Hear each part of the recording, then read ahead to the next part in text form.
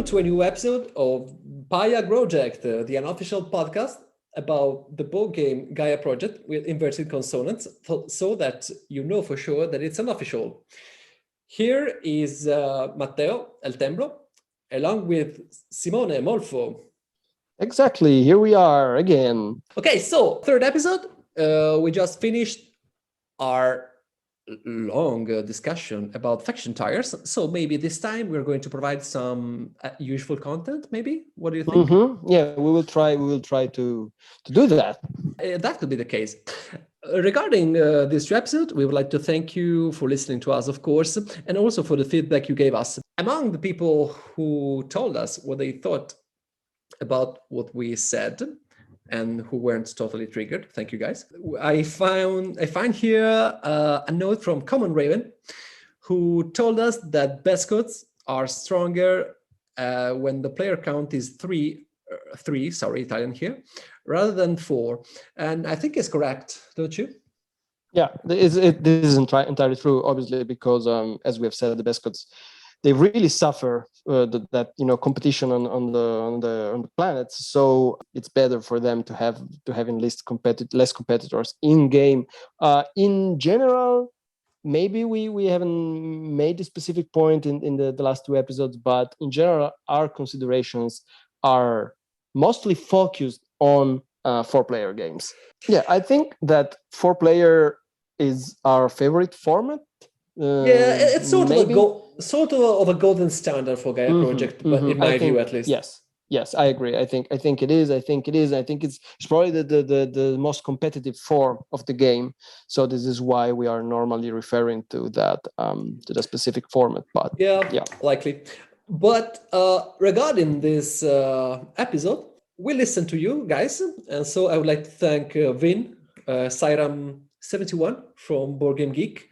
And then, Roadrunner 19, Babook 49, and Steve from the Discord channel Gaia Fight Club, if I'm not mistaken, link in the description of this episode, for suggesting us the topic of this new episode, which is advanced tactiles. No, it's not advanced tactiles. It's the map. We want to do advanced tactiles. Actually, we already recorded advanced tactiles, but Matteo, he tried to trick the people on the Discord, asking, "What do you want to, among all these different topics, what do you want to? What do you want us to talk about? Maybe advanced tactiles?" And everybody answered, "Just a suggestion." No, just a suggestion. Everybody went out. No, we want the map. Okay, then let's record. So yes, we had an episode ready, but here we are recording again because we love you. We love you, folks, and we have fun doing this. We have fun, and so today we are doing the map. We're going to, say so many things about the map in Gaia Project that you will. We will say everything about the map. We'll say everything about each sector, each planet, each faction, each color. You will by the end of this episode you will be each planet. You have to know. We'll comment on each planet individually, separately. You have to know the hexagons one by one by heart. Exactly. That's what we're gonna do. Man, this is gonna be a long episode. Let's start.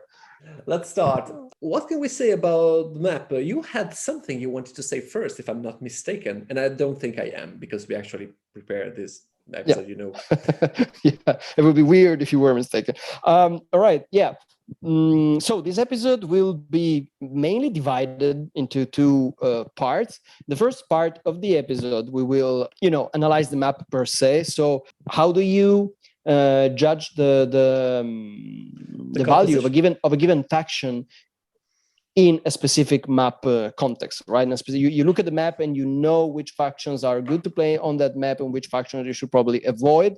So the first half of the episode will be devoted to these, and then the second half of the episode will be devoted specifically to the appraisal of the map regarding each color, isn't it? Yes, and also to the non-canonical option of rotating sectors, right? So in Gaia Project, at least in the online version that you find on Board Gamers, there is an option that allows the last player in turn order to rotate the sectors, right? So we also want to spend some time focusing on that specific, because this is one of the main tools you have at your disposal for balancing the game. The other, obviously, being auctions, right? So you can combine these. You can have an auction and last player rotate sectors, or you can only have auctions, or you can only have rotating sectors. Rotating sectors. So we will on the second part of the episode, we will focus on. Oh, sorry. No, I just wanted to say that you can, of course, rotate sectors as well when playing live. I mean, it's a bit difficult because you have to pick up the sector tile, physically rotate it, and then put it back into position. But that's part of the fun, I suppose. Yep. We will get to that as well. So for a start, in order to introduce the topic of the map today, there is one initial consideration that I'd like to make, and I don't know if Matteo 100% agrees with me on this. The point that I want to make here now is that attention to the map at the very beginning of the game, when you have to pick your faction. So attention to the map, it seems to me on the current meta is a little bit overrated. Can I say that? No, I think that you can say that. And I can also tell you that actually I wholeheartedly agree on this. It always happens in my game. There is somebody that sees, say, 4 planets of the same colors, each within QAC distance of each other, or each within 2 squares, 2 hexagons of each other, and they go, it's 4 gray planets, so I'm taking Bescots. So, but maybe you should I'm taking Bescots, right? Okay.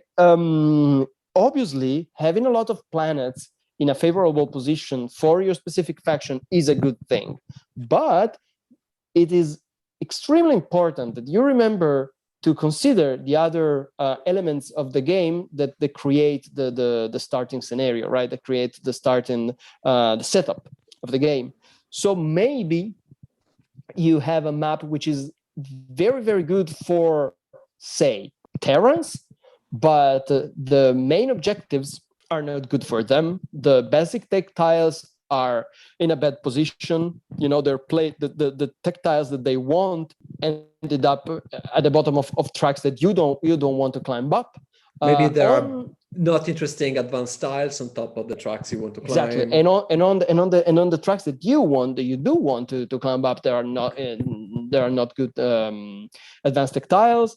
And maybe the round scoring bonuses are not great for Terrans. So it's okay to look at the map, but you should consider the other elements of the setup as well. I would go as far as to say that if you have an extremely good positioning of basic tech tiles, advanced tech tiles, main objectives, round scoring, and so on, you can make, with certain factions at least, you can make the game work even if the map is not great. But if you have a great map and a terrible setup on all those other factors combined, then you're gonna have a very difficult game. Indeed, I agree with you. That is true for some faction more than for others, of course, but we will discuss them in a minute. We shall start talking about the map itself anyway. Shall we, Master Morty? Yes, let's do that. A good starting criteria is this. Is there any color who has a lot, or even more, home planets within QIC distance than others? This helps because it will help you greatly in your initial expansion, even if you are planning on Gaia forming, and especially even if you are planning on terraforming a lot, because a first initial mine is almost vital for almost all factions. So bear that in mind. However, as Simone said before, you should always consider that if the situation is great, this cannot be the main reason. The deciding factor. In general, I think that regarding the map, you should look at all of the colors and not just focusing on the one which seems, I don't know if you agree on this, but if you see a color which is greatly advantaged, say yellow, all right, you also should look for all the colors, all of them. And in that case, especially check if the neighbors of your home planet, so in this case, brown and orange, also have a good map. Because there are factions, as we said before, that suffer from competition on planets more than others. And this is especially true for gray and yellow, in my opinion. I don't know if you agree. Definitely. Those are the two the two heavily map dependent colors, Yes. gray and yellow. So mind what other players have already picked, that's the best situation, or are going to pick. Because exactly. Yes, 100% agree. Everything that Matteo just said.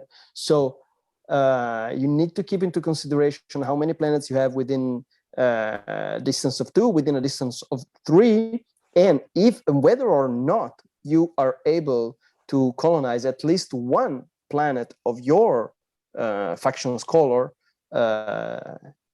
in round 1, right?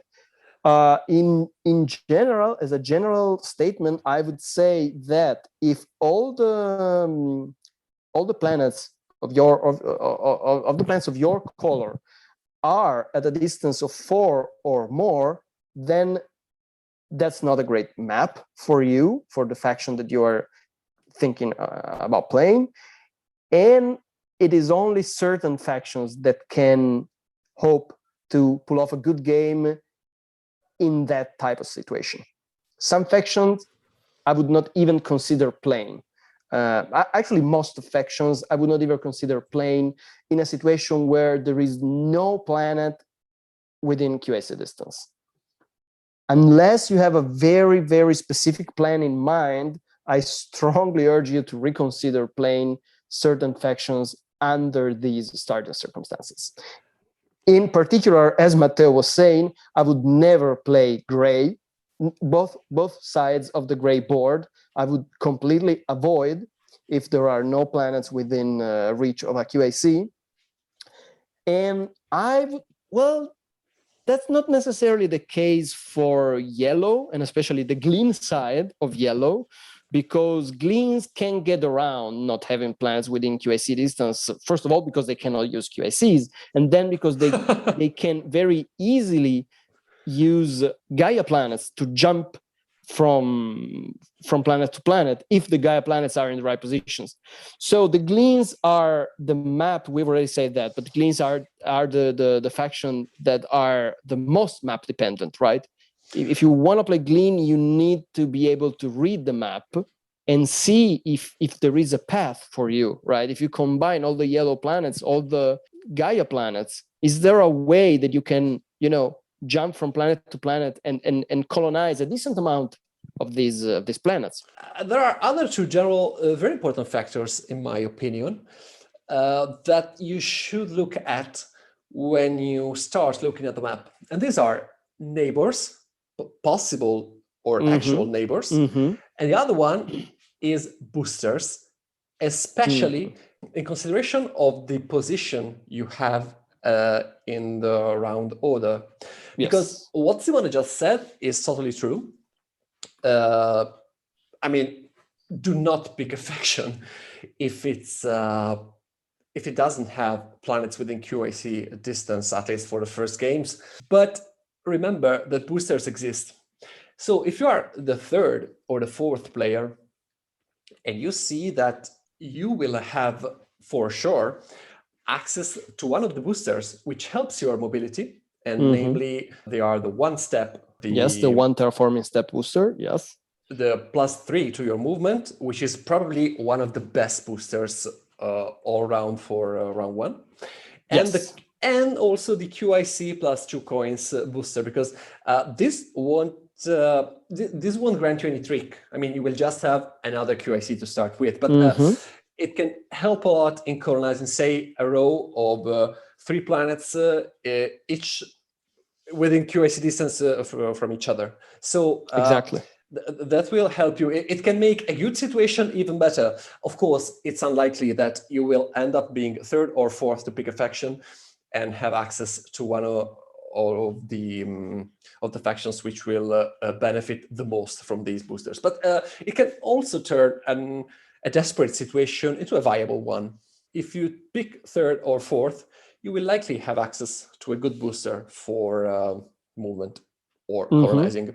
And when one last thing I would like to say about this is that if you rely better on picking the one-step terraforming boosters, you have to be very aware of what your neighbors will be, because there are not many planets that are directly adjacent to one of yours. We said before, for yellow, brown, or orange, which will not be already colonized by a player who picked that color, because this is also a recommendation for placing your initial mines, because if you have a faction which is a colored neighbor of another, and there is that booster in play, 100% you have to place your initial mines adjacent to the one of the other player, because otherwise the possibility that that planet will be taken from you around one is very high. Yeah, and even if that booster isn't in play, they can still take the, of course, the power action. So yeah, you have to be wary of that. So as we were saying, there are factions that suffer this competition on planets more, and gray is an excellent example. So okay, let's get down with some practical examples. Just one quick note, if I can, before, because you also try to see which colors are the most favored, meaning that they have, yes, these planets within QAC distance, but also they are not like in the farthest borders of the map. I mean, if your planets are leaning towards the center of the map, it's in general a very good situation. I mean, better than if you had, say, 4 planets within QAC distance, but they are all scattered around the borders of the galaxy, because you won't have many neighbors. And when considering a faction and the map, also consider your potential neighbors, because you can have an awesome map for your faction, but if nobody else is going to be there, you're going to be in trouble upgrading your buildings. Okay. This is an important remark. And also, in generally speaking, planets that that lean towards the center of the map give you more possibility for future movements, right? You have more possible directions in which you can move. But if your homeworlds are all crushed at the very border of the very edge of the map, then there is just so many directions you can move in. So central planets in general better. However, this also means more competition. So keep that in mind. Let's have a practical example. Let's talk about gray. So we have said that, well, everybody knows that the gray board is not a particularly beloved board by players. I mean, some people, they love the gray factions. Me and Matteo, we love the gray faction, but it is a fact that these two factions, the Beskos and Firax, they often underperform. One of the reasons that this is the case is that, as we have said, they suffer from competition for their homeworlds. And why is that? For entirely different reasons. So Beskos and Firax have a very different play style, but they suffer from the same problem. Why? Because Firax are very slow in expanding, because every turn they have, to pull their magic trick, and so I have to build a research lab, and then I have to downgrade it, and then I have to build it again. So I spend a lot of resources in these, in fueling the Firax science machine, which means that at the end of the game I will score plenty of points on the science tracks, but I will have expanded very little. Matteo is a very good Firax player. I've seen Matteo winning games with just 6 structures on the board, which is very extreme play style. But I like to play Firax to their extreme. Yeah, Matteo is an extreme. He likes to experiment new kinky stuff with the Firax. But I'd say that no, you have to expand. I mean, it's better if you expand. You have to expand. This is a very it is a strategy. It's a very advanced strategy that can work under very specific conditions. But in general, you cannot win a game of Gaia Project with 6 structures on the board. So you have to expand. And Firax are slow at expanding. Also because navigation is normally not the first track they tend to climb. So by the time that you are, Firax machine is up and running, several vital planets will already have been taken from you, right? Which means your homeworlds and also your step one, all the planets that you have at Terraforming 1, that means white and brown. Also because your neighbor, one of your neighbors, especially the brown neighbor, is a particularly aggressive board. Taclons and especially Ambas are quick expanders. Ambas because they move around a lot. They're very good at moving around, jumping from planet to planet, and getting all these juicy brown planets, their homeworlds, and then they start attacking your gray planets. And Taclons because they're very good at terraforming, obviously, because it's very easy for them to take the step one power action. So you really have a problem. So gray has a problem if brown is in play. As a rule of thumb, I rarely pick gray as a first or third choice. I normally pick gray. I play gray if I'm third, or even better, last in turn order. So I already know what factions are in play. So if you want to pick gray, be wary of the factions that have already been picked and the faction that might be picked. All right. Best Scots, on the other hand, have the same problem. But there's also the opposite problem, because Best Scots, they're really good at expanding first round or first and second round. That's a possible start. That's a possible start. A good one. I agree. Okay, this is just a personal consideration, but I do not play Best Scots. I just don't pick them unless I know and I can get 5 or even better all of my home planets in the first 2 rounds of the game. If I see that that's not doable, I normally don't play Best Scots. And in case you're wondering why, it's because Best Scots extract a lot of value from their homeworlds, because when they open their Planetary Institute, each of these planets is going to be worth 1 extra point for Federation forming, right? And also for power charging, yes. Exactly. So it's for every planet they lose to, well, Nevelas, but possibly Taclons. Every gray planet that the Best Scots they fail to colonize for that is a huge loss. It represents a huge loss for them. So that's why playing Best Scots when Ambas are in play, it's a gamble, and one that I would not normally take, to be honest. Yeah, I agree. The fact is that gray is a very good start, I think, when talking about colors and the map, because these 2 factions are very map dependent under very different aspects.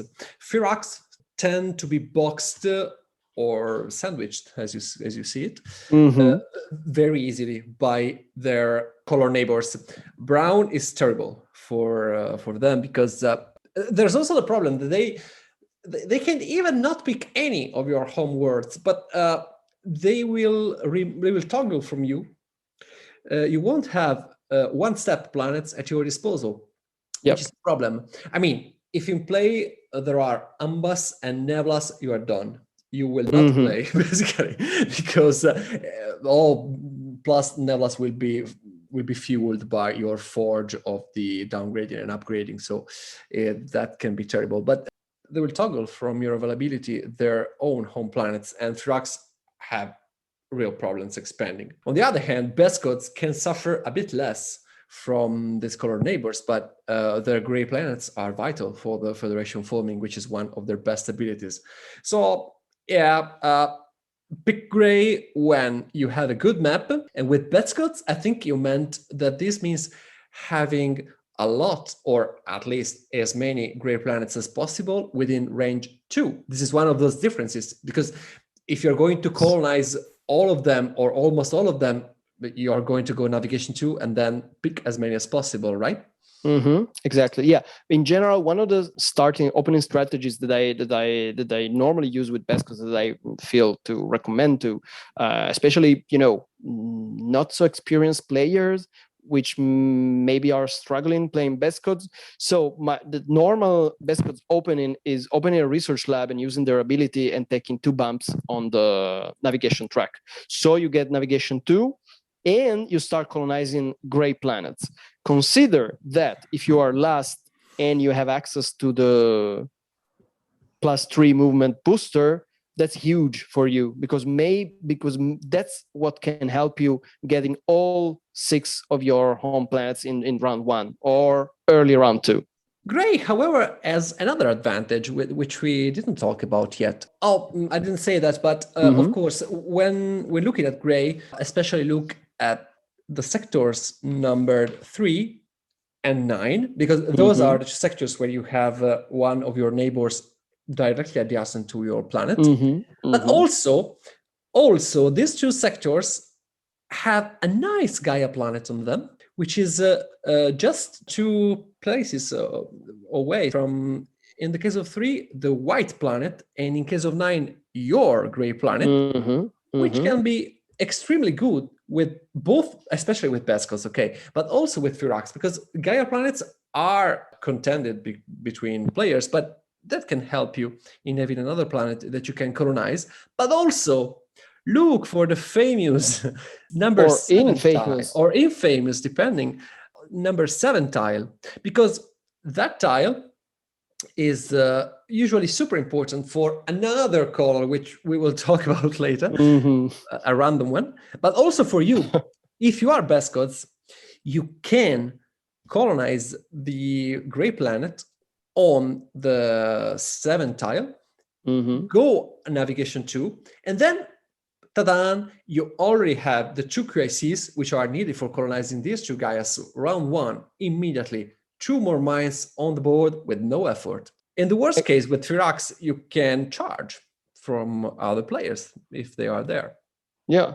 Everybody, when people, players that have an experience with this game, they think sector 7, and they think immediately, obviously, if it's an Ambas, because this is the famous sector, which is very good. It allows, if it's an Ambas, very powerful openings. But people often forget that there's also a gray planet which is within 2 distance of these 2 Gaia planets, as Matteo was saying. So and that's good per se, but also depending on how the sectors are combined and rotated, these Gaia planets within 2 from one of your homeworlds, maybe they can allow you to jump on a Gaia planet and then jump again another 2 hexagons away, where possibly another gray planet lies. So study the map. Best codes, they're not as good as Gleans in doing this, but sometimes best code can do this, can use a Gaia planet to jump. So they have their starting homeworld, then they have a Gaia within 2, and then they have another gray planet within 2 of that Gaia. And so you can jump from planet to planet and get in colonize several planets round 1. And this is why also the 2 credits, 1 QAC booster can be really good for best codes if you are in one of these situations. As a final note for gray, I would like to say that it's a weird color on the map, because gray has a lot of planets which are on the outer edge of the tile themselves. Yeah. So gray can happen to have incredible maps where a lot of its planets are within range 2 from each other, but also gray is famous, or infamous again, for having terrible starting maps, because these gray planets can end up at the very edge of the map, making it nigh unplayable. And this is why gray usually has extreme maps. So very good or very bad, but also in the case of very good, beware of your neighbors, because Ambas don't care that you have a great map. Exactly. This is very, very true what Matteo is saying, that gray is an extreme color in that all the planets are on the very edge of the tiles. So sometimes the maps, you just look at the map and say, okay, it is literally impossible to play a gray game, a great gray game on this map. But we were talking about brown, maybe we want to... Yes. We already said it finally. We already said plenty of things about brown. And okay, brown is one of these, and I'm referring here to both sides of the brown board. So the gray board is famous for hosting the most underwhelming factions in well, not underwhelming, but I mean factions that are maybe there are niche factions. Factions that are famous for underperforming, while brown factions are famous for overperforming. Both the Taclons and the Ambas are recognized as very powerful factions. And so brown was the color I had in mind when I said that sometimes you can play a good game even if you have a map where you have no homewards at QAC distance of each other. No, wait. Say it as it is. I mean, Simone looks at the science track, looks at the base styles, picks Taclons, and then looks at the map. This is how I've seen him doing this.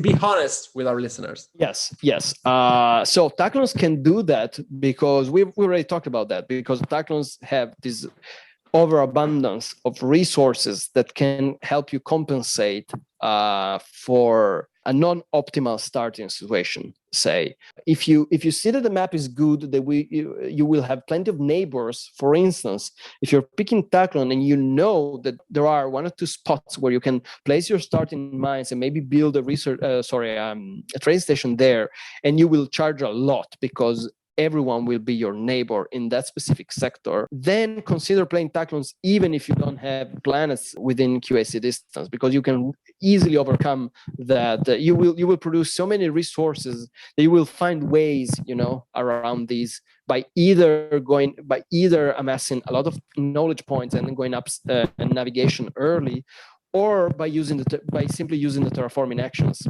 And so if you want to do this, that's where planets at the first level of terraforming become important. So if you want to do this, check where the yellow and the gray planets are. If you have plenty of yellow and gray planets in between, within two, let's say, of the two starting homeworlds that you pick, and especially if one or better two of these colors are not in play, then you're going to have a fine game with Taclons. That's not going to be a problem.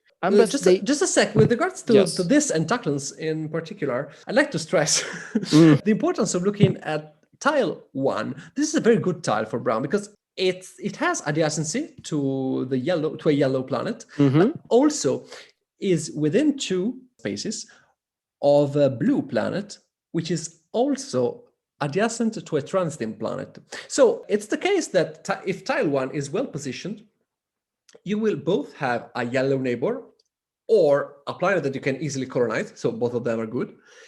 And if Terrans are in play, that can likely be a very good spot for them to start. So already 1 or 2 neighbors and an easy planet to pick. Yes, because they were saying here to the advantage of our listeners that maybe are not very super experienced players and so have missed one step there. What Matteo is saying is that if you're close with Terrans and Terrans have a transiting planet near them, they will probably build there and colonize the transiting planet and build there as well. So you will get a lot of charging from having Terrans as your neighbors. Is that right, Matteo? Yes, and also you almost grant yourself a neighbor for your upgrading, because you also need that. Yes, no, indeed. Because Taclons like company. Taclons like to be in the middle of the action, so they can charge. They're very sociable. That's what their propaganda says, but whatever. Again, no, we were starting with Ambas. Okay, let's start with Ambas, so we're done with it and we can go on. Please. Yes, I don't think we need to spend too much time discussing Taclons, because I'm sure that people who are listening to this can figure out Taclons by themselves. It's not that difficult. Ambas, on the other hand, they don't really care not having planets within QAC distance, because 9 out of 10 they will get to navigation to round 1, right? So at that point, I'd say 10 out of 10. I don't know. Let's say 10 out of 10. Let's be honest here and say 10 out of 10. So at that point, you can with a single QAC, you can jump 4 spaces, right? So at that point, it's very unlikely that you're still in a situation where you cannot colonize any other brown planet on the map. And also Ambas start with 2 QACs because they're already navigation 1, so for them is really easy to colonize Gaia planets. And again, from a Gaia planet, then maybe you can jump and reach another brown planet. And this is the same game that you play, that Bescots play. The problem is that Ambas play it more quickly, and that's where the Bescots disadvantage lies, because Ambas need one action and then they're in navigation 2 and they start colonizing.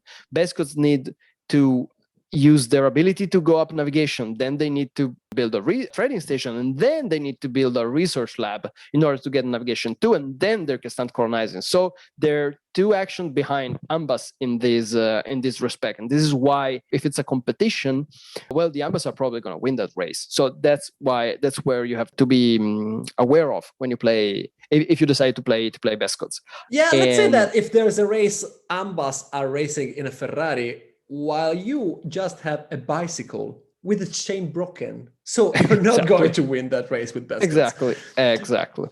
All right, so I think we can move on to our next color, which is yellow. Yes, about brown, we can just say that maybe tile 7 is best for Ambas, while Taclons should not look at that with too much greed, because for them it's better to look at neighbors, as I was saying at the beginning.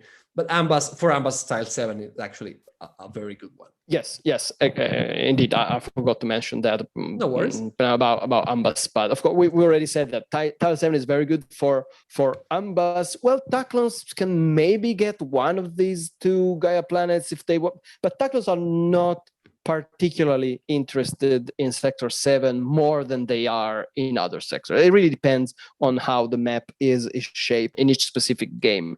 In general, one recommendation when it comes to tile 7, unless you are the Ivits, I'd say, don't be overly greedy. It's okay to start with the mine in sector 7 and get just one of these 2 Gaia planets, because again, it's good to have neighbors. Sometimes people, they get very hasty in colonizing everything that they have at their disposal. They get both these Gaia planets in sector 7 only to find themselves stranded there with no neighbors, right? So this is a thing that you might want to keep in mind. And also, you won't stop Ivits doing that. Don't try that. It won't work. Anyway. And also, you will. I mean, you will annoy Ivits, but in the end, you will not. That's not gonna totally ruin their game, right? Also because they get a ton of charge from that. So exactly. Beware. So yellow. Yellow. This is interesting. Mm-hmm. Yeah, we don't like yellow. To be honest, I think so. I do like, as I think people who have listened to our first 2 episodes by now, they know that I like Gleans. I do like Gleans more than I like Xenos. That's for sure. And I'm not saying that Gleans are necessarily stronger than Xenos. I'm just saying that I like playing them more. But yellow, it's a weird board, because up until now it was very easy to comment, color by color, because both sides of the gray board have the same necessities, and both sides of the brown board have similar advantages when it comes to map consideration. But the map considerations that you have to do for the yellow board are incredibly different when it comes to Xenos or Glean. Right? And the reason for that is that, well, we already talked about Gleans. So Gleans work in a similar way to Bescots. So don't pick Gleans unless you are 3rd or 4th player in turn order, I'd say. And in general, be aware of the Ambas for the same reasons that we already explained. The difference between Gleans and Bescots is that Gleans do also run on a Ferrari.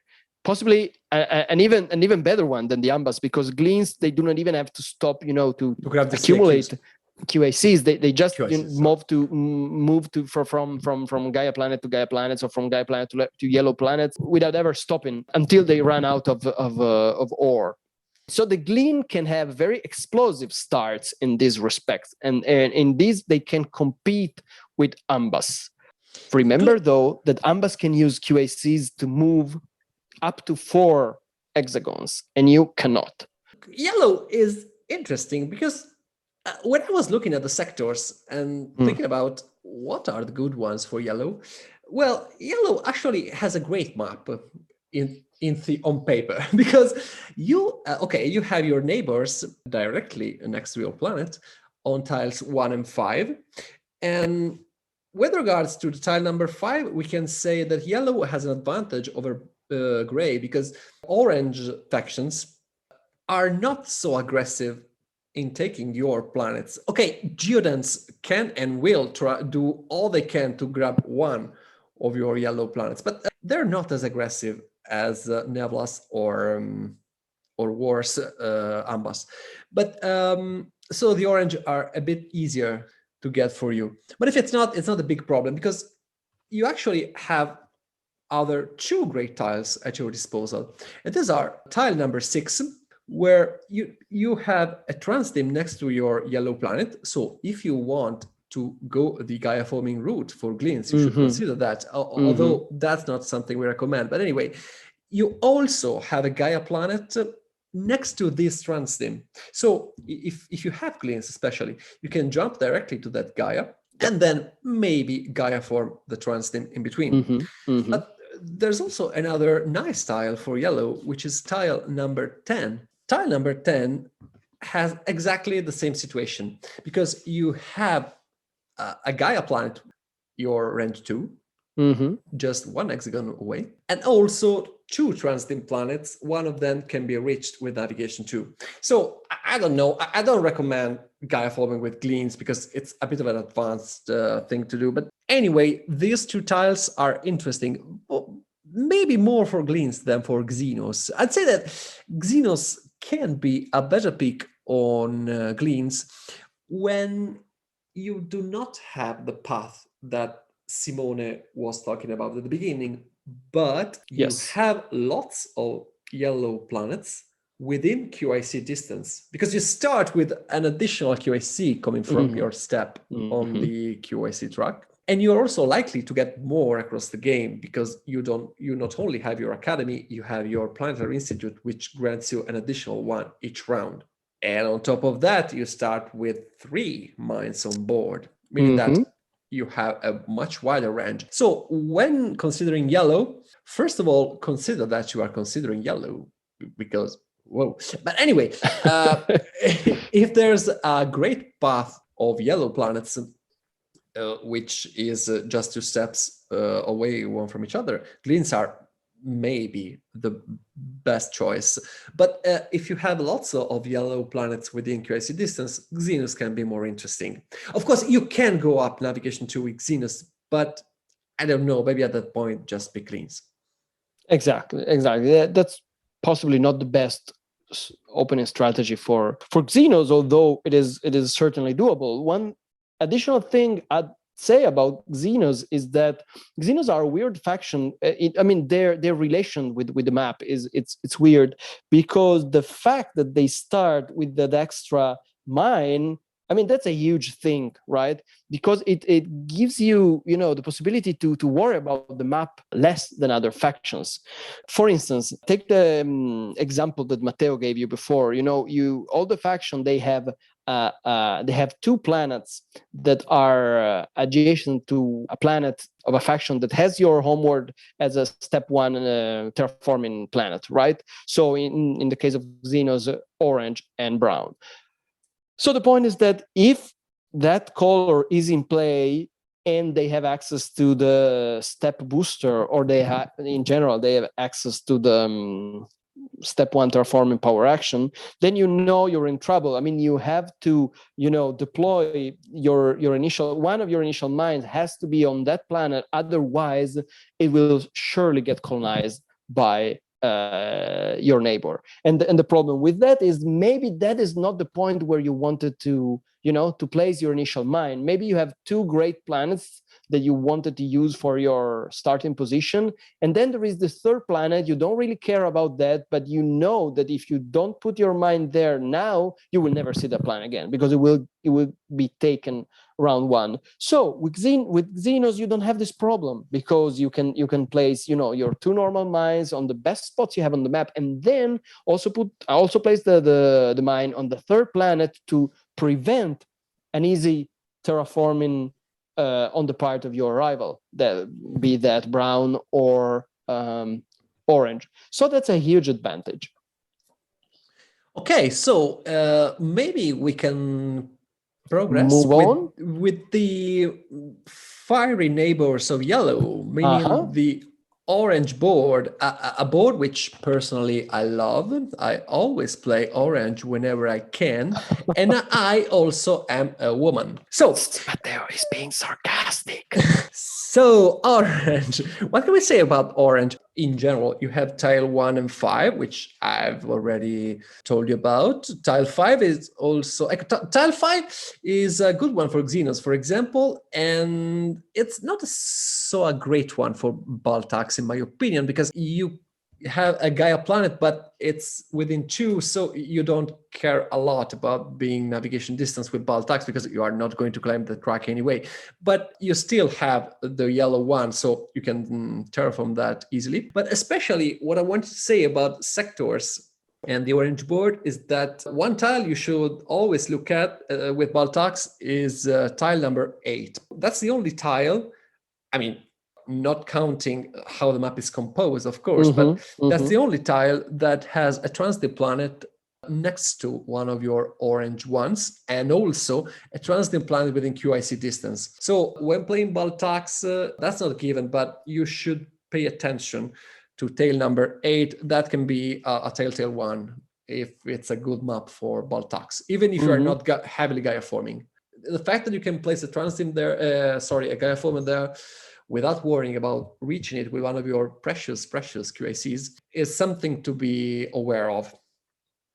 And I don't know, Geodons maybe can have a better life on tiles number 5 and 1, because that's where the planets they look to terraform are next to them. Even if in the rare cases, when I pick Geodons, these planets are always colonized somehow. But anyway. Well, yes, as far as Baltax are concerned, I'd say that Baltax, more than any other faction, probably, they love planets that are next to each other. Yeah, they love clusters. They love clusters because their faction ability allows them to create QACs, and they really love having to spend these QACs in order to move, right? So it's much better if you can spare one of those QACs and get to the planets you're interested in without spending any. So as Matteo was saying, pay attention to those sectors where this happens naturally, and pay attention to clusters that might be formed by the specific positioning of the sector in this specific game. So Baltax, for instance, love to have 2 transiting planets next to one of their homeworlds, of their starting planets, right? Because that's 2 Gaia formers that you can place on the board without having to spend a QAC. As Babuk was noting the other day on the Discord chat, it's very inefficient to spend a CQ in order to move and then spend a Gaia former, which in Baltax's case counts as a QAC, to Gaia form, right? That's 2 QACs that you have wasted to get a single planet. It's not that great of a deal. So Baltax love to have adjacent planets, and so look out for those yummy clusters if you plan to pick Baltax. If you want to play Geodons, on the other hand, what I'd recommend, that really depends on the type of Geodons game that you want to play. And that would need a separate episode to comment on, one that we will do very soon, Geodons episode coming soon, maybe not now, but soon. But trying to summarize my thoughts on the topic is, a lot of players tend to have a classic Geodons opening that consists in opening their PI and trying to colonize 1 or 2 different planet types round 1 in order to get 6 a knowledge point. Most of the Geodons games that I see played online are played in this way. And this is not at all the Geodons start that I would recommend, because I see a lot of Geodons games, and I don't see a lot of Geodons games where Geodons actually won. So that should sound as an alarm, as a bell. That's possibly not the best opening strategy for Geodons. What I recommend is playing Geodons when you have access to at least two other planets besides your starting two orange planets. I would say play Geodance if you have access to another two very easy planets, possibly orange ones, so that you can open with a research lab or an academy round one and still expand without the need to terraform new planets, so that you can start terraforming once you open your planetary institute, right? So Geodance, in my opinion, the way I play Geodance, they love to have plenty of planets within QAC distance. So you are able to expand without sacrificing planets that you would terraform at a later stage in the game in order to get the 3 science income that your planetary institute ability grants you. Quick note about the Baltocs and their QICs. Unless there's a Gaia scoring round coming, if you can choose between colonizing a Gaia planet already on the map or placing one Gaia former on a transit, just take the Gaia, because you will freeze your Gaia former anyway, but at least you will spare the power. So, I mean, that can be of help if you have a lot of power on ball one, but in general, it's just better to pick the Gaia planet on the map and go on with your life. So not worrying about... Yes, and also Gaia formers that you have used in order to get a QAC, they will immediately be available at the start of the next round, while Gaia formers that you have on the map, you have to build the mine there first in order to get them back. So it's more efficient under that respect as well. Okay, so I think we said a lot about orange, and now going with their neighbor, their other neighbors, we have an interesting color, a very interesting one, which is red. Yes, red is another one of these colors where the two sides of the board have entirely different play styles, and so they look at the map in a very different ways. I think, well, when we were doing our tier list episode, we said that the Hatshalas are probably one of the most vanilla factions of the game, and I think this is reflected in the fact that the Hatshalas have no specific interactions, I would say, with the map. The Hatshalas are happy in having an average map with, let's say, another red planet within QAC's distance. That's all that you need in order to play Hatshalas. The shape of the map, I would say, is not the main concern of the Hatshalas, unless you decide for their opening strategy that involves them getting to navigation 2 and expanding very fast round 1. Which is totally doable, because Hatshala get anyways, even if they don't open any trading station, they will get extra credits anyways. So they can afford to go in a mine spree round 1 and open plenty of mines, and open just a research lab and then build a lot of mines. That's doable with Hatshalas. If round 1 is a Gaia scoring round, you can even place one of your mines on tile 7. Yeah. And go up the navigation route, providing, of course, you don't have the competition with the Ambas. But you can also do that. Just be careful, because you basically remain a build-up faction, so you will need neighbors later. And if Ambas are not in play, you will need a gray player, of course, or maybe a Taclon, which is not very interested in that. But be wary of that. Red has an advantage on the 7th tile, because it's, along with gray, the only one color who has direct access to both of the Gaia planets within range 2. Yes. So it's doable. I don't recommend that at the beginning. If you are starting with Hatshalas, the best thing is to look for maps where you have one or better more red planets within QIC distance from your starting mines. Start expanding not too aggressively, and think about building up, so you don't have another disadvantage of this start, which is not going up the economy track. Anyway, you will get resources from your buildings. So exactly. I mean, we'll get into details about this when we will make an Hatshala episode. But in general, you have a very powerful opening strategy that is climbing up the economy track. So if you're giving up that, consider what it is that you are getting in return if you give up the strategy of getting on top of the economy track round one, which is a very powerful opening. I like a chalice. I like a chalice. I like a chalice too. There are also, however, a faction who tend to. Oh yeah. Oh, the other side of the board. You mean? Yeah. There's this one. I see. Yeah, the other side of the board. The other side of the board. So the other side of the board are the Evits, the infamous swarm, and the Evits have a very, very weird relation with the map, because when you play, all other factions, you can start a game of Gaia Project and say, okay, maybe, just maybe, I'll be able to colonize all 6 of my homeworlds that exist on the map. But with Evits, you already know that that's not going to be the case. You will get 1. Well, first thing is that you only get 1 starting planets and not 2.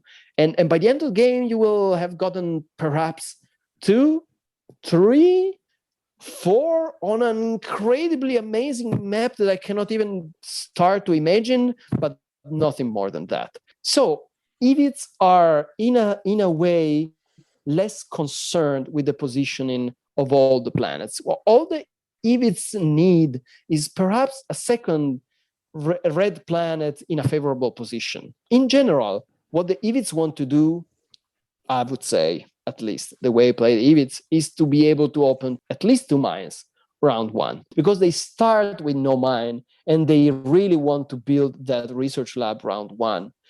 So if you only open a single mine and then build a research training station and a research lab, you will enter round 2 with no mines at all, and that's not good because you will be starved for ore. So the best thing to do with Evits is to open 2 mines round 1 and then build a training station out of one of them. When looking at the map and considering Evits, I'd say be creative. Don't limit yourself to the tile number 7, which is a good one, of course. But other players know that.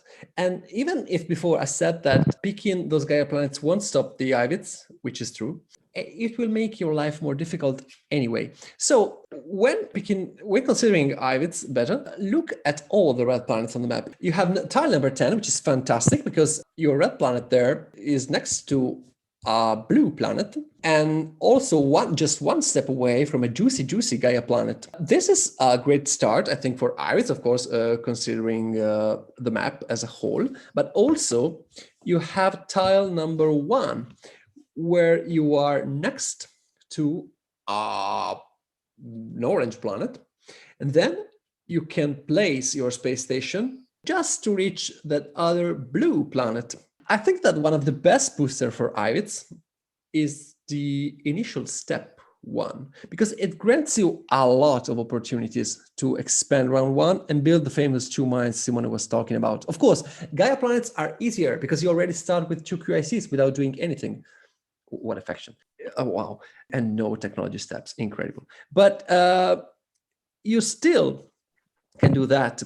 And also that will open, if you start on tile number 1, that also opens you the way for a Gaia forming game if you want to do that. But we will talk better about that in the dedicated episode. See, this is just 1 tile on the whole map.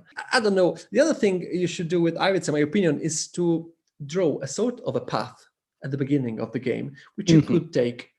You can deviate from that, of course, if planets are stolen from you, but look at small paths which are easy for you, like a lot of planets or your home planets or easy to terraform planets, each with a space between them where you can place a space station, because that's the way to look at the map when considering Evits, in my opinion. Not as it's not normal, but you're not normal faction.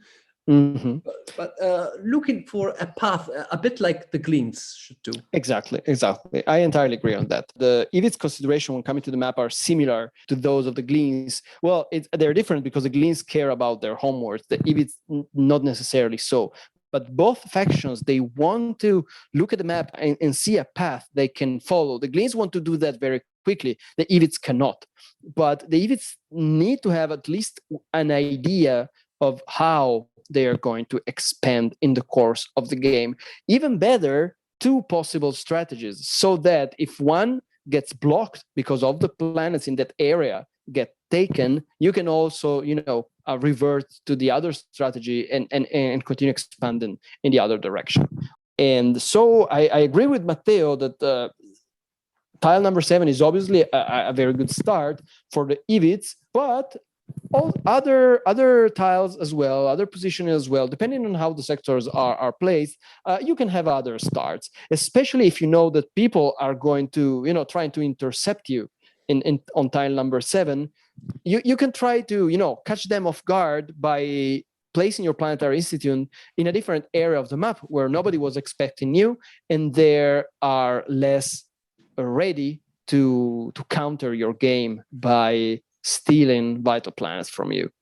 Also, Ivids are maybe one of the less dependent faction from neighbors at the beginning, at the beginning. Yeah. Because sometimes you can place your planetary institute in a weird position, like towards the edge of the map, well, not exactly the edge, of course, but in one of the outer sectors, not having immediately a neighbor just like you, and still play and possibly win the game. But experience will tell you that. In general, the EVs are the only faction with which I risk the building of a trading station round 1, spending 6 credits. Yeah, they can do that and still be able to play a decent or more than decent round 2. Other factions, not so much, with the possible exception of Hatchalas, of course. Oh, right. Yeah. We're leaning towards the end. The timid neighbor of red, the blue board. Well, not so timid actually, but well, it's timid when it comes to aggressive expansion. It's not something that the blue board. Well, in a sense, the Lantids are aggressive expanders, but not in the sense that we have used up until now. No, the Lantids have an expansion of their own, but I would start easier.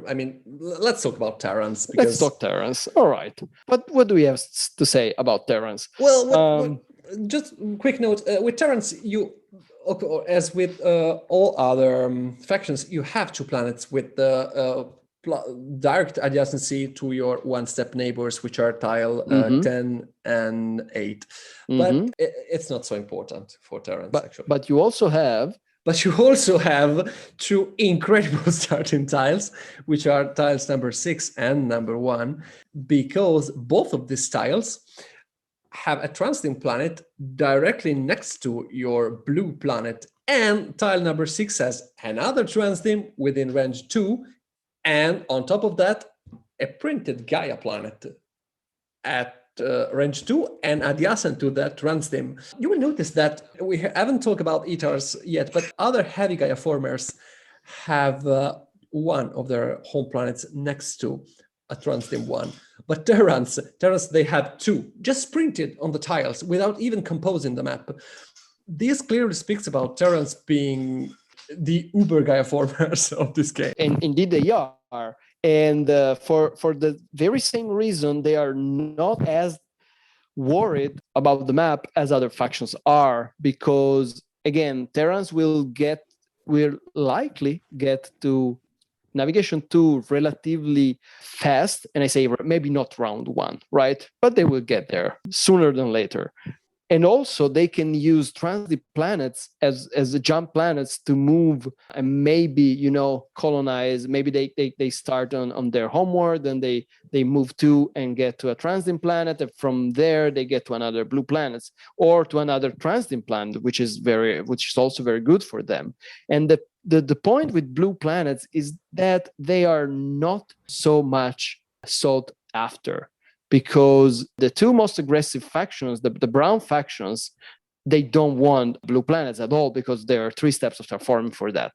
So there is no risk that the Ambas will, come and steal your precious blue planets. That's not going to happen. And the white board, which is your direct neighbor, is not an aggressive early expanders. Eaters are not, if they decide to terraform at all, which is not always the case. And Neblas, they are aggressive expanders, but they become aggressive expanders, I would say, later on in the game, possibly not round 1. I don't know what Matteo thinks about this. No, I agree with you, actually, unless you have a very easy, you're on tile 8, if I remember correctly. But yes, that's tile 8. If you are next to a blue planet and you pick the step, Yeah. but I don't think that's the best start for Nebulous anyway. Yeah, no, what you say is correct in general, in my opinion. Blue planets are a bit safer. The problem can be the red board, actually, in my opinion, especially Yes, Ivits. but one side of the red board is very predictable.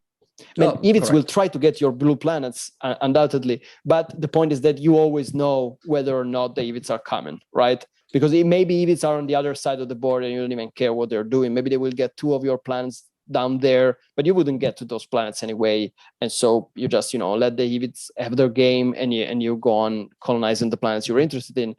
In general, the Terrans are not so worried about their homeworlds on the one hand, because, as we said, they are in less immediate risk. Blue planets are in less immediate risk of early colonization.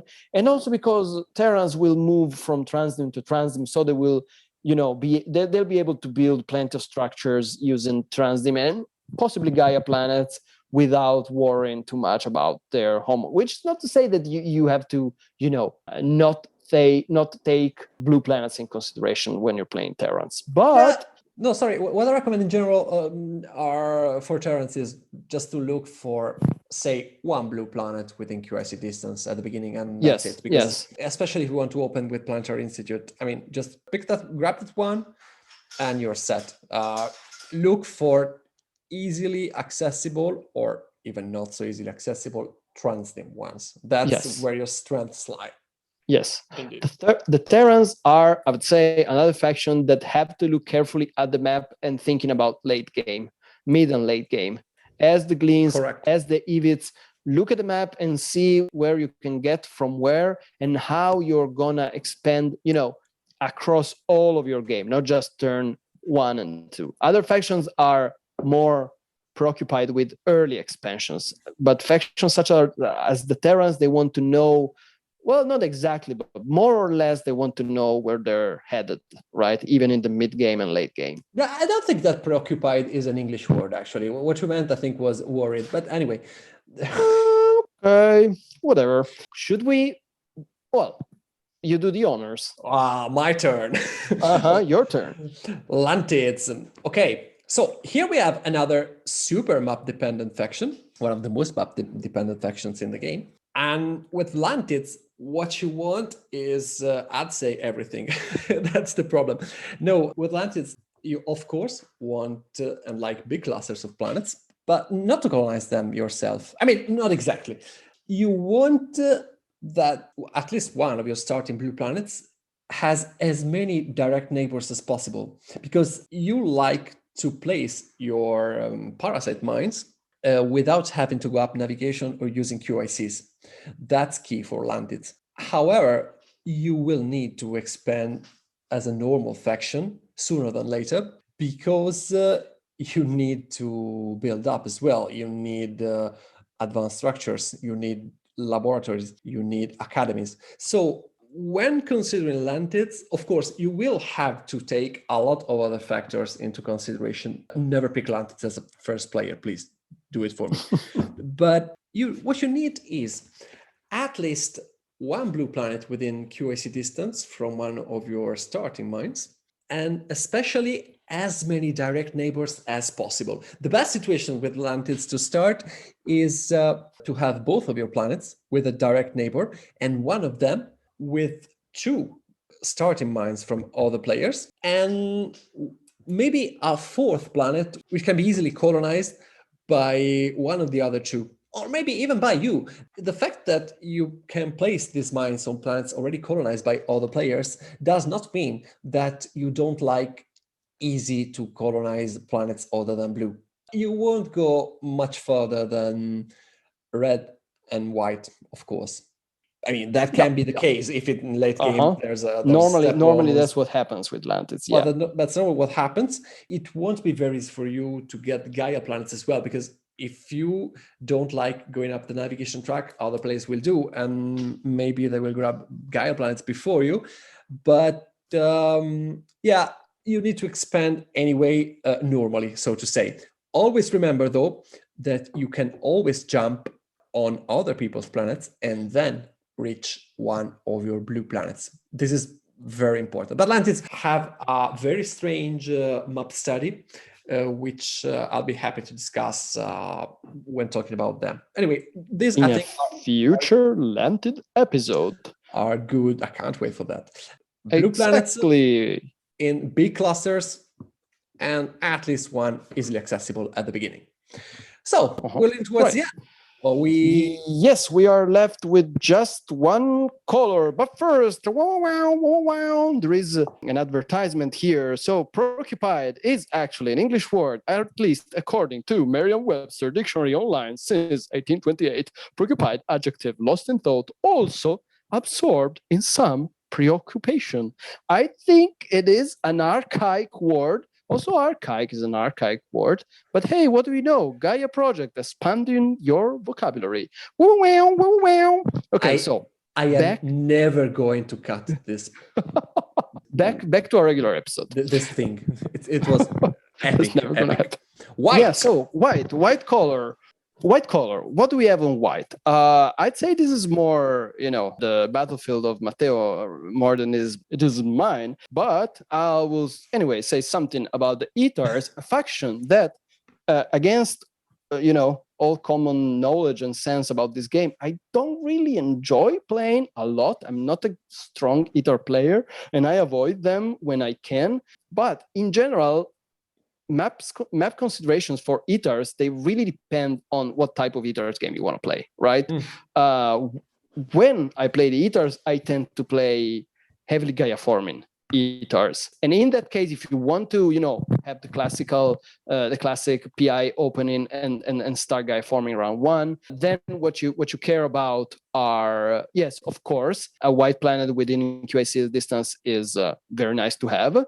Probably very important to have, but in general, the same considerations I would say that are valid for Terrans apply here. Look for transiting planets. Look at how they're placed around the map, relative to the position of your white planets, and try to understand how you can expand using these transiting planets across the game. I don't have much to add actually, because as you said. You said that you like to play heavily Gaia forming Eaters. I will go up a step further, saying that maybe I'm an ignorant man. No, I for sure I am. But I really don't get why you should not do that. Because, you can say, yeah, they have the super strong academy, with which you can definitely open. It's a bit harder, but you can. So I can also start terraforming with Eaters. I will have tons of knowledge. I can go up the terraforming track. I agree. That's true. But in that case, why don't you just pick Nebulas, which are so good at terraforming? I don't get it. I admit, I don't get it. But anyway.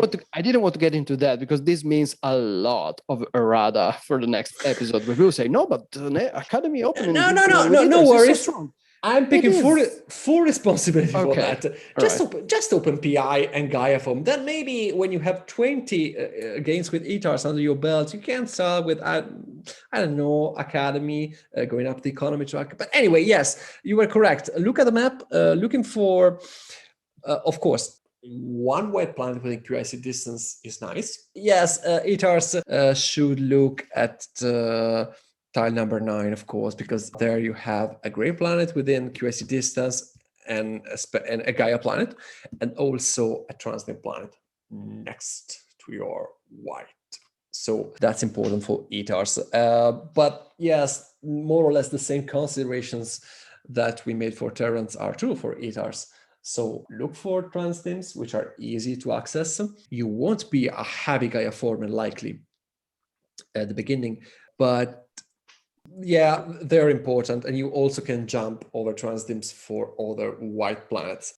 Well, the other thing that we can say about white is, of course, about Nebulas. I think that Nebulas in general should look should pay attention to other factions which are going to be picked. That is, if in play there are the gray and blue, you are better than them. at terraforming planets in general. But if you start with a very build-up opening, say Planetary Institute and Research Lab, which by the way is my favorite opening for Nebulous, you risk that all the easy to get, so to say, planets next to you are already taken. By already, and with already, I mean by round 2 or 3 at latest. And you can be boxed. Nebulas can be boxed, actually, easier than other faction. So pay attention to that. Look for, of course, white planets within QIC distance, but also take into consideration that if both blue and gray are in play, it's not as risky as it is with the gray faction, because especially blue is not a great terraformer. But even by just taking their home planets, these factions can hinder your expansion a lot. You, with Nebulas, consider that you, as I already said, you terraform with relative ease with respect to other factions. So adjacent planets, namely on tile number 8 and number 3, are precious. Tile number 8 is especially important because it has both a blue planet next to your white and a gray planet at distance 2. So that's a great tile as a start for Nebulas. But Nebulas are really the other factions which can and should look at their homeworlds, but especially at where the neighbors are going to be. Because if you don't have neighbors with Nebulas, the game will be a tragedy, basically. But otherwise, you can play a normal, or I wish you a great Nebulas game. So yeah, I think it's fair to say think about your opponents. Yeah, in the case of Nebulas in general, in the case of the whiteboard, is that they have an easier life than others because the gray board is often not in play. It's probably the less frequently picked color, and so it is often the case that all these great planets, you have them just for you, and even if you are a late expander, they will still be waiting by round 3, and this is sometimes possible even in the case of blue planets, because as we have said, of course, the Terrans will get their home planets if they can, but they are not, hell-bent on getting them. And so maybe 1 or 2 blue planets will still be available by round 3.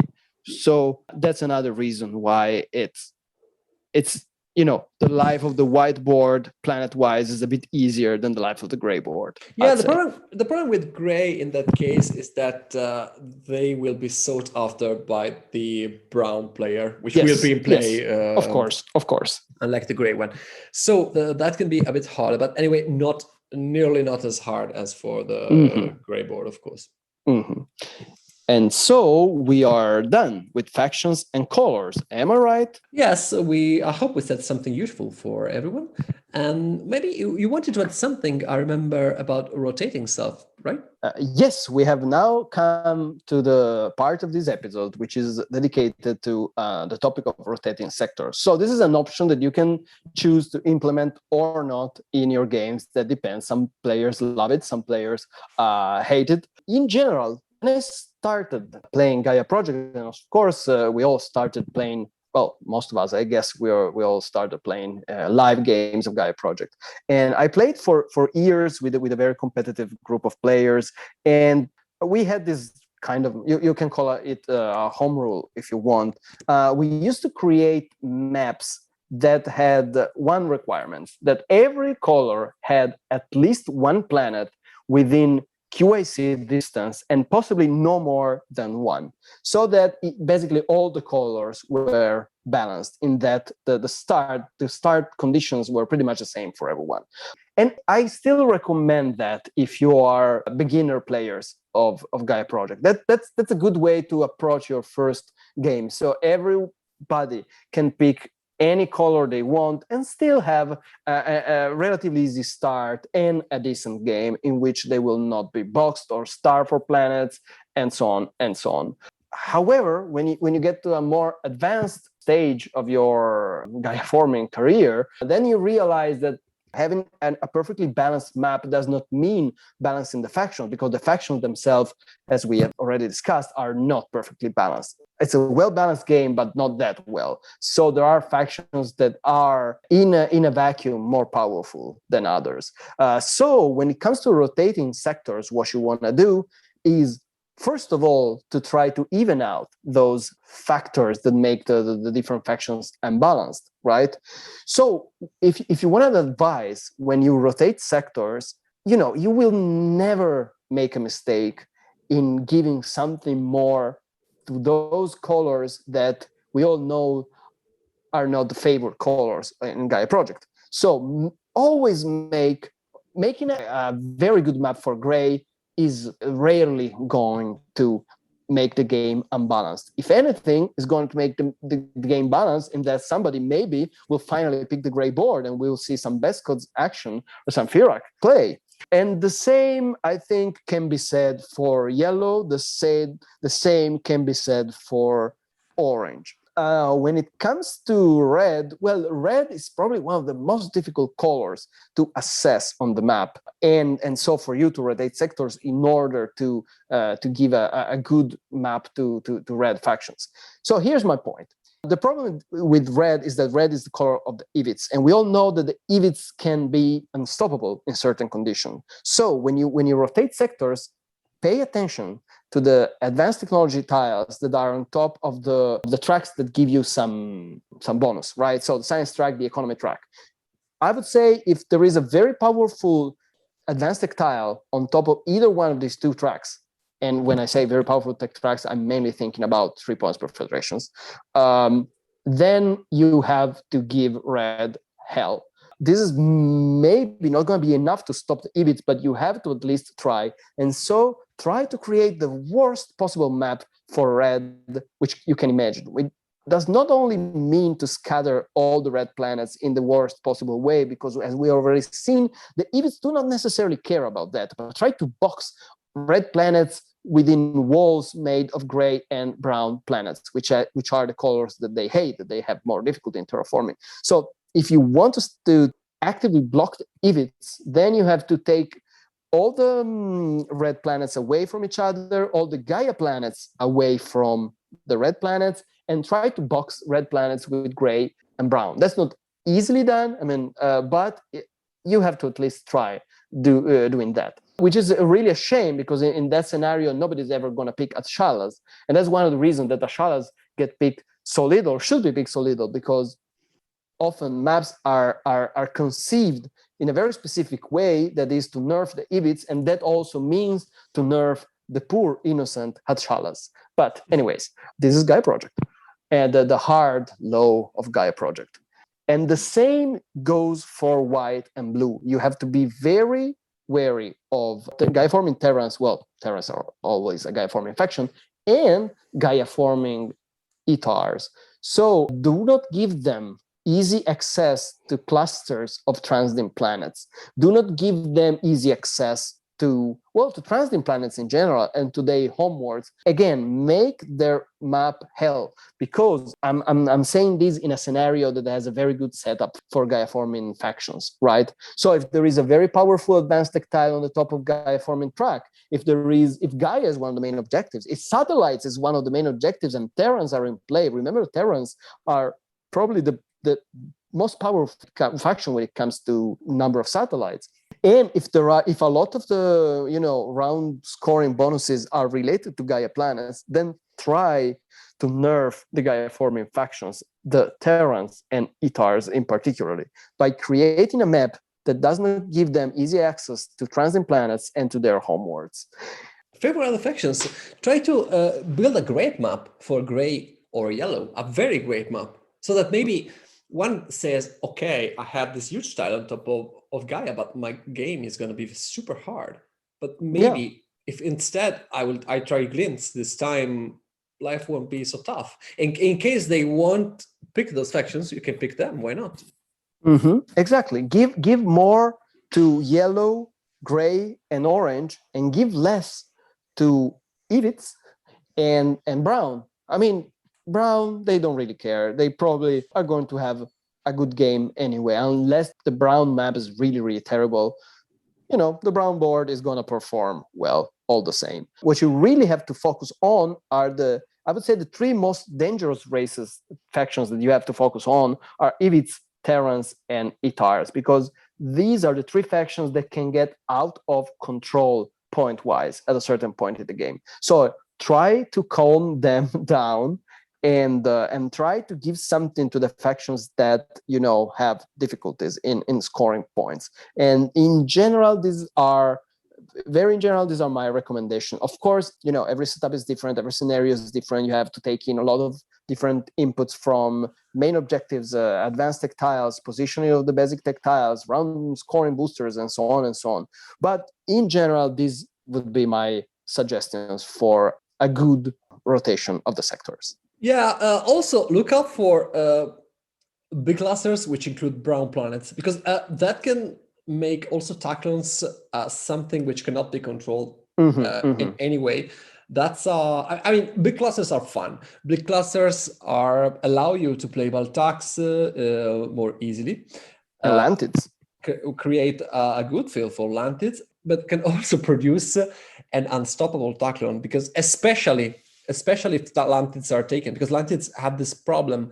They're happy they will receive charge almost from everybody, everywhere, but they also provide a lot of charge to other players at the beginning, which is the most critical phase of the game. So even if a tachlon can build a simple trade station next to the Lantids Initial Planetary Institute, that's a problem. I mean, look out for that. Also, not giving tachlons too many neighbors.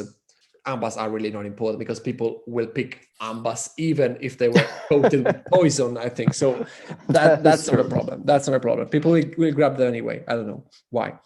But yeah, in general, try to nerf those factions, scatter blue planets across the borders of the galaxy. If Gaia and Satellites is in play, look out for Itars as well, and do the best you can to make life difficult for Ivids, especially if the 3-point Confederation advanced tech tile is on top of science, economy, and I would add QICs, because it's not hard for them to grab it as well. Yeah, that could be a thing as well. All right, so I think this is all we have to say about map-related issues in Gaia Project. We can and will say a lot more when talking each faction, but in general terms, I think we gave you a lot of stuff to think about. Yeah. So we hope you enjoyed this episode as well. We are looking forward to your feedbacks and ideas, and whatever you want to say to us. Look for us on Board Gamer Space. Write to us, email, do whatever you want. Hope you had fun listening to us, and hear you on the next episode of Gaia Project. Goodbye. Bye.